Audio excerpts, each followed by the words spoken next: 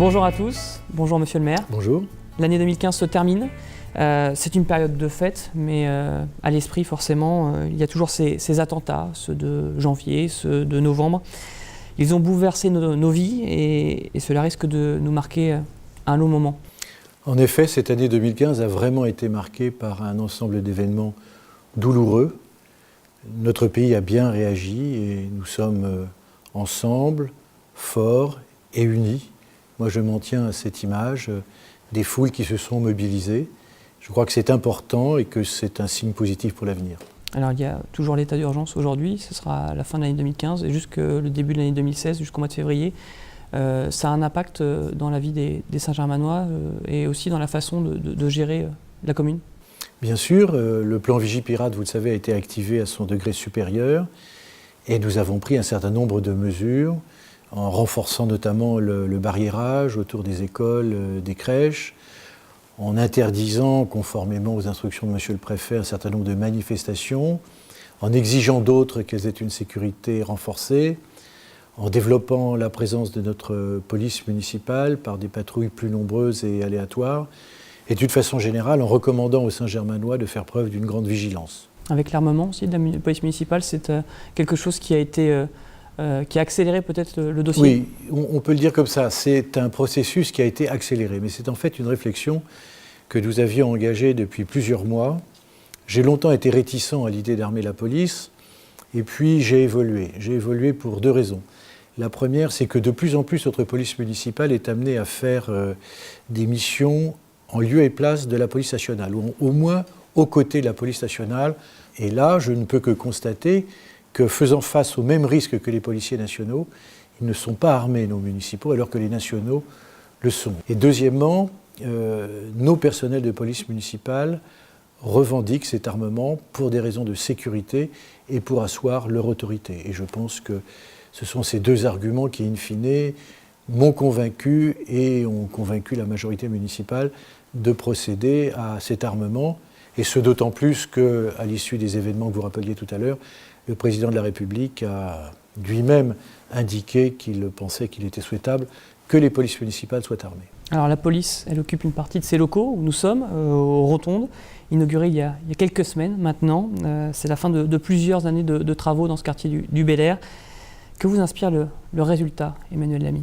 Écoutez, j'en suis fier et je pense que les habitants du quartier eux-mêmes sont fiers et contents. C'est l'objectif.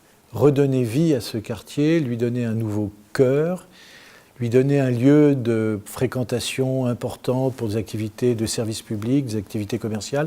Mon rêve, mais je pense qu'il va devenir réalité, c'est que les habitants du centre-ville viennent aux Rotondes et que ce ne soit pas seulement les habitants du Bel-Air qui viennent au centre-ville. Alors après le Bel-Air, il y a un autre quartier qui est en train de vivre une grande transformation. C'est du côté de la Lisière Pereire. C'est aussi un très grand projet pour la ville de Saint-Germain-en-Laye. C'est un très grand projet parce que c'est le dernier projet d'aménagement d'envergure. Il n'y a plus à Saint-Germain d'espace foncier significatif disponible. C'est une exigence très forte d'avoir à réussir ce dernier quartier. C'est une exigence d'autant plus forte que nous avons voulu la placer sous le signe de l'écologie, mais d'une écologie utile, bienfaisante, qui ne soit pas perçue comme une contrainte. Et c'est pour ça que nous nous sommes portés candidats à obtenir le label Éco-Quartier. Nous l'avons obtenu. Il nous reste simplement à atteindre les objectifs que nous nous sommes donnés, mais la labellisation nous est promise. Alors, puisque l'on parle de 2016, le premier changement de l'année 2016, c'est la naissance d'une nouvelle intercommunalité, Saint-Germain-Boucle-de-Seine. On y retrouve Sartrouville, Maisons-Laffitte, Chatou, Le Pec, Bezons, pour ne citer qu'elle. Qu'est-ce que cela change, à la fois pour Saint-Germain-en-Laye et pour ses habitants? Alors, on peut avoir, vis-à-vis de l'intercommunalité, un double regard. Certains vont vous dire que c'est une couche supplémentaire au millefeuille administratif, ce qui n'est pas faux. Nous, notre optique est différente. Nous pensons que c'est une chance pour Saint-Germain d'inscrire son développement dans un territoire plus vaste. Il faut faire partie d'un ensemble important pour peser demain sur les décisions économiques, sociales. Notre objectif, c'est aussi d'éviter que cela pèse sur les contribuables. Donc vous le voyez, c'est un objectif ambitieux. Et nous sommes particulièrement heureux que cette nouvelle intercommunalité de 340 000 habitants ait choisi de se déterminer avec un nom qui commence par Saint-Germain-en-Laye, puisqu'elle prend le nom de Saint-Germain, boucle de Seine. Puisqu'on parle de Saint-Germain-en-Laye, on pense aussi au sport. Il y a le football notamment. La ville, depuis 1970, est liée au PSG. Le club a changé de dimension avec l'arrivée d'investisseurs qataris en 2011. Les résultats sportifs, ils sont là. 3 fois champion de France, vainqueur de la Coupe de la Ligue et de la Coupe de France l'an passé. Cette année, c'est aussi bien parti. Mais pour son développement, le président Nasser El Khelaifi souhaite un nouveau centre d'entraînement. Alors ma question est simple, est-ce que vous allez pouvoir conserver le Paris Saint-Germain à Saint-Germain-en-Laye ? C'est une question à laquelle il n'est pas facile de répondre parce que ça fait 3 ans et demi que le PSG nous a fait connaître son intention, 3 ans et demi que nous avons candidaté avec un dossier qui, je crois, est très bon. Il n'en reste pas moins qu'au bout de 3 ans et demi, la décision n'est toujours pas prise. Quels sont les problèmes ? Le risque numéro 1, c'est de prélever sur des terres agricoles, alors qu'il y a une volonté politique que chacun comprendra de mettre fin à la consommation déraisonnable de terres agricoles. La deuxième difficulté auquel se heurte ce projet, c'est une difficulté vis-à-vis de l'environnement, alors que le projet pourrait comporter de très nombreux parkings, une aréna. La troisième difficulté, c'est celle qui tient au patrimoine. Et un certain nombre des sites envisagés sont des sites qui ont une valeur patrimoniale. Moi, j'aurais tendance à dire que le site de Saint-Germain-en-Laye ne présente aucun de ces problèmes, aucune de ces difficultés.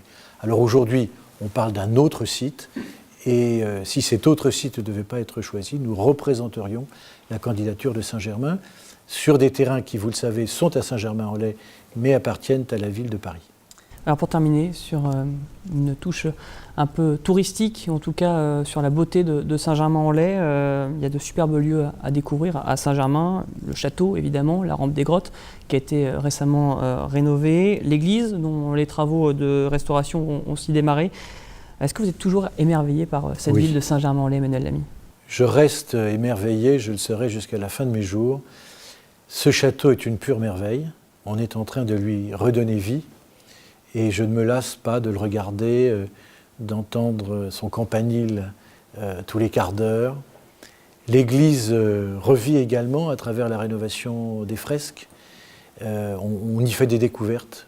C'est un lieu chargé de spiritualité et d'histoire.